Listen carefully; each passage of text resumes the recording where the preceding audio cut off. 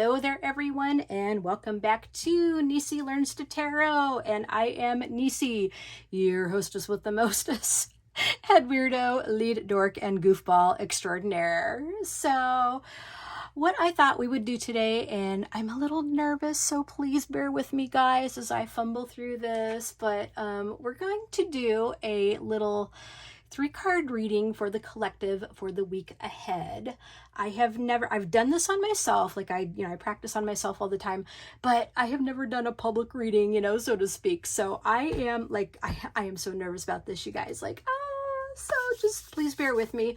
But let's go ahead and get the housekeeping stuff out of the way first. Please subscribe to my channel if you like my content. That would be wonderful. Also, if you like my content, please hit the notification bell so you can be notified of future videos, and hit the like button. That is so helpful. And leave a comment and tell me what you guys think. Oh my gosh, yeah. Oh, I am nervous. Okay, guys, so the deck that we're going to use today is Tarot of the Owls. And this is a newer deck that I got. If you watched my most recent haul video, you know that this is one of the decks that came in. And I just went totally Goonie over this deck. I think it is just the cutest thing ever. It's from Llewellyn, and I think the artist is Amy Chen. So anyway, I thought we would go ahead and use this today. It just gives such a cute, gorgeous vibe. I love this artwork. The guidebook is absolutely gorgeous, which we are going to use the guidebook a bit because that is just me. And I kind of like, I'm a little bit like Peggy, Peggy and Lisa, I'm a little bit like Peggy, and I kind of look at the guidebook quite a bit. I just think oftentimes the guidebook is just so helpful. You can kind of get your own take on it, but it's just nice to see what the artist has to say. What I thought we would do is we're just going to do a simple 3-card spread for the upcoming week, for the week ahead. And so we'll kind of give it a little bit of a shuffle. I've been shuffling this like off and on, for a little bit, but we'll go ahead and do it on camera just because that is the thing to do, I think. And this deck will riffle, which is quite nice. So we need to think about, number one is going to be, kind of what we need to know for the upcoming week, like our going into the upcoming week card. Card number 2 is going to be what we need to let go of, so that we can have,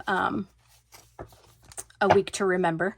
And then card number 3 is going to be what we need to focus on. Okay, so number 1 will be what we need to know for the upcoming week, just kind of what our week is going to look like.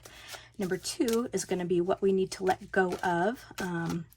Maybe there's some negativity that we need to let go of to make it a better week. Number 3 is what we need to focus on for the week ahead. Okay, so number 1 is our card, going into the week, how we're feeling, like, what we need to know. Number 2 is what we need to let go of. Number 3 is what we need to focus on for the upcoming week. Okay, so number 1, we'll flip them over here. Number 1 is going to be, and I'm not going to do reversals or anything. Yeah, we're not going to do reversals today. I don't think this deck was really meant to do reversals, although it does have reversals in the guidebook, but we're not going to deal with that. So number 1, what we need to know, like what our week is looking like so far, for our upcoming week. We have the Emperor. Okay, very interesting. Number 2 is what we need to let go of. Wheel of Fortune. Okay. And number 3 is what we need to focus on, what our main focus needs to be. So Ace of Swords. Okay, so this is quite interesting. So, and we will look at the guidebook and see what all it kind of has to say a little bit, because I think it's going to be really helpful. Okay, so what our week is going to look like. We have 2 major arcana, which is going to be, quite interesting, okay, which is going to be our more powerful cards. But what our week is kind of looking like right now is we have the Emperor. And so this owl is kind of just sitting on his perch and just, kind of watching over his land, as we can see. We have we've actually got the sun behind him, the sun at his back. Okay. And, all is kind of right in his world. He rules his roost. So perhaps, what your week is looking like is you have, you've got this position of power going on. Like, there's possibly a big project that you're doing, and or that's going to be happening this coming up week, and you're the leader of it, and so you have to. This is what I'm seeing here is that you're going to be a competent leader. You're going to kind of lead your troops to, to succeed in that project. However, you would want to be mindful that it doesn't go to your head, okay? Because with great power comes great responsibility. So just keep in mind that not only are you in that position of power, but you have to use it wisely. And owls are very wise. So this is saying that this is a great potential for. This is the potential for great wisdom, as well as showing what you're made of with your leadership skills and to be able to get the job done successfully. Okay. So what we need to let go of is, this is what we need to let go of. Wheel of Fortune. Okay. This is interesting. Okay. So what we're seeing here on the Wheel of Fortune is that perhaps you have been feeling very lucky lately, like everything's been going your way. Perhaps the project that you're working on for the upcoming week has been something that's been going on for quite a while, and you've just been feeling very lucky. Everything's been falling into place. But one thing to remember, and again, this is something that we are looking to let go of for the upcoming week, is that remember that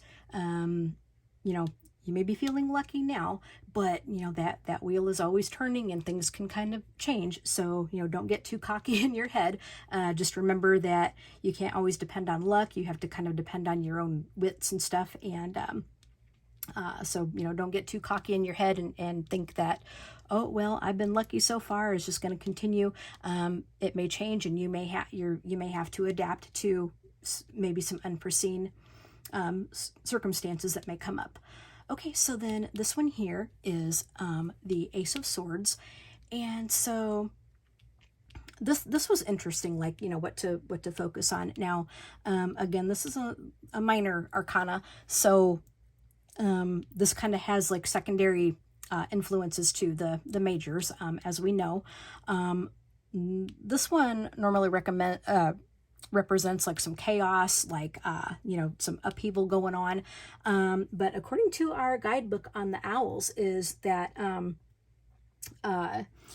it talks about an unsure owl, a timid owl who maybe has been just been born, and so she has to develop that confidence, and so things are a bit kind of chaotic, not certain.